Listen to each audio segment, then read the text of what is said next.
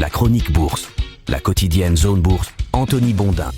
Bonjour, bienvenue dans ce point de marché Zone Bourse du lundi 24 août 2026 qui s'appelle ce matin grosse pré-rentrée avec Bessent, Warsh et Nvidia. C'est donc la reprise pour la quotidienne matinale de Zone Bourse. Vous savez que l'objectif c'est de vous proposer une vision claire et pédagogique des marchés sans être trop barbant. Et au menu du jour, on va avoir les forces boursières en présence à la fin du mois d'août et les gros enjeux de la semaine. Discours des deux principaux argentiers américains Scott Bessent et Kevin Warsh et résultats de Nvidia. Alors comment est-ce qu'on sait que c'est bientôt la rentrée? Eh bien, pour ma part, je le sais quand ma boîte à communiqué de presse commence à déborder de trucs du genre 51% des Français sont malheureux à la rentrée, septembre est le pire mois pour être à découvert pour 62% des Français, ou les meilleures destinations où se rendre en Europe à partir du 15 septembre ne sont pas celles que vous croyez. Avant, c'était déjà assez éprouvant de recevoir tous ces messages, mais avec l'IA, c'est presque devenu un enfer. Tout le monde a un truc oiseux à raconter pour mettre en avant un produit, une app, un livre, une personne, ou que sais-je encore, le tout avec un pitch écrit désormais avec les pieds. Mais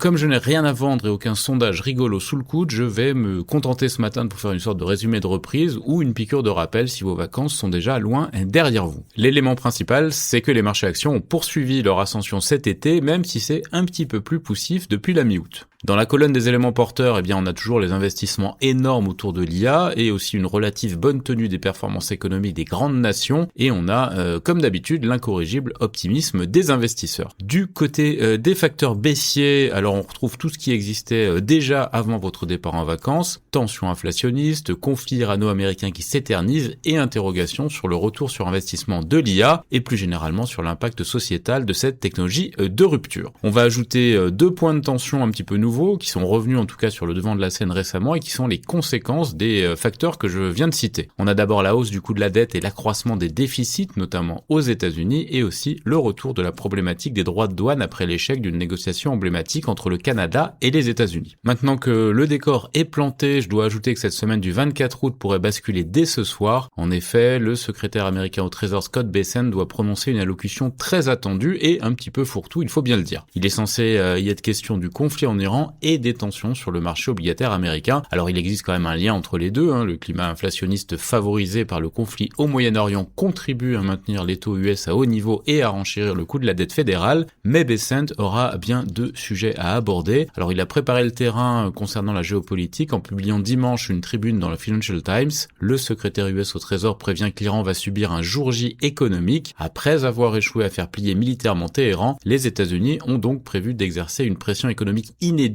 sur le pays. Les détails doivent être annoncés ce soir. Bessent doit aussi donc aborder la question des tensions sur le marché obligataire, alors que ces initiatives récentes n'ont pas totalement convaincu les investisseurs. Ce sera pas une partie de plaisir. Son intervention sera au moins aussi suivie que celle de Kevin Warsh, le nouveau président de la Fed, qui lui prononcera un discours vendredi sur la politique monétaire depuis le symposium de Jackson Hole. Jackson Hole, c'est le plus grand rendez-vous annuel des banquiers centraux. On va en reparler naturellement dans le courant de la semaine. Les autres infos à connaître ce matin pour bien démarrer la semaine. Les États-Unis vont temporairement alléger les tarifs douaniers sur le bœuf pour lutter contre l'inflation, aux grandes dames évidemment des éleveurs américains. Pour rester dans l'ambiance droit de douane, le Canada va imposer le 8 septembre des tarifs douaniers de représailles sur l'acier, l'électronique et d'autres produits américains après l'échec des négociations. Volodymyr Zelensky en Ukraine juge que les élections en temps de guerre détruiraient le pays et réaffirme que l'Ukraine n'est pas responsable de l'explosion du gazoduc Nord Stream 2. En France, Jean-Luc Mélenchon juge la victoire de son camp possible en 2027. Raphaël Glucksmann participera, lui, à la primaire socialiste en vue d'une candidature à l'élection présidentielle. Sur l'agenda macro, la séance de mercredi va concentrer l'essentiel des statistiques de la semaine avec une salve d'indicateurs aux États-Unis. On aura l'inflation PCE, les revenus et les dépenses des ménages, les commandes de biens durables et une seconde estimation du PIB du T2. La grand-messe des banquiers centraux, j'en ai déjà parlé, donc le symposium de Jackson Hole se tiendra pour sa part du 27 au 29 août. Le patron de la Fed, Kevin Warsh, y prononcera donc un discours vendredi à 16h, heure de Paris. Sur l'agenda des sociétés, c'est encore mercredi que les choses vont se jouer avec les résultats trimestriels de Nvidia après la clôture américaine. On a aussi quelques autres dossiers qui publient, notamment CrowdStrike, Salesforce, Intuit et Marvell aux États-Unis, et en Europe, Ørsted, Eiffage, Pernod Ricard ou encore AGEAS. Côté Asie-Pacifique ce matin, la semaine démarre globalement en baisse. On était à moins 0,9% pour l'indice MSCI Asia Pacifique en fin de parcours. L'Australie et l'Inde étaient en légère hausse. Au Japon, la cote est globalement haussière, mais le Nikkei 225, plus exposé aux valeurs technologiques, perd 0,5%. Taïwan recule dans les mêmes proportions, tandis que le Kospi lâche plus de 3% à cause de Samsung Electronics. Les largesses actionnariales du géant coréen ne sont pas jugées assez larges. Les indicateurs avancés occidentaux, eux, ils laissent entrevoir une ouverture plutôt hésitante.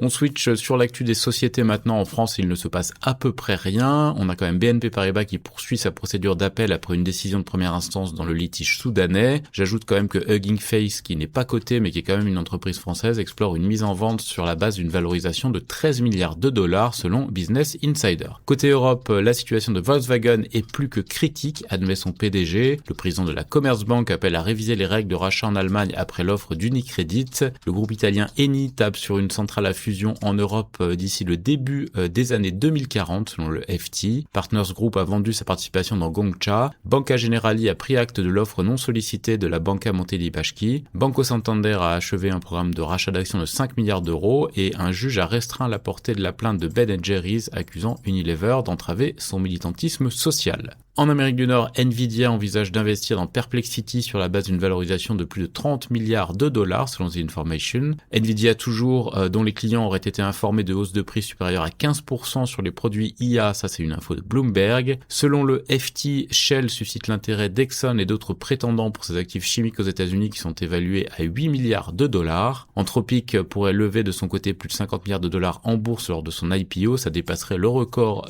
signé par SpaceX il y a quelques semaines. Tesla rappelle 4,3 millions de véhicules en Chine pour des raisons de sécurité des portes. Eli Lilly lance Foundayo, sa pilule amaigrissante par voie orale au Royaume-Uni. La SEC accuse un ancien banquier de Bank of America de délit d'initié. Philip Morris a obtenu le feu vert de la FDA pour 11 nouveaux produits nicotinés. Les ingénieurs et techniciens de Boeing rejettent l'offre de contrat proposée par la direction. La Californie est en train de négocier avec Paramount et Warner Bros. Une possible cession de chaînes de télévision dans le cadre de leur accord selon le Wall Street Journal et le New York Times. Unifor et General Motors ont conclu des accords de principe au Canada et Vista envisage la vente du fournisseur de données Allview pour environ 3 milliards de dollars. Ailleurs dans le monde, Alibaba veut lever 10,2 milliards de dollars via un placement d'actions pour financer son expansion dans l'IA. Ça fait plonger le titre ce matin en bourse. Samsung lance donc un plan record de rémunération des actionnaires mais recule alors que le marché espérait plus. SoftBank perd du terrain après l'annonce d'un projet d'émission obligataire record d'un montant de 6,3 milliards de dollars. Le bénéfice de Sinopec progresse de près de 20% au premier semestre.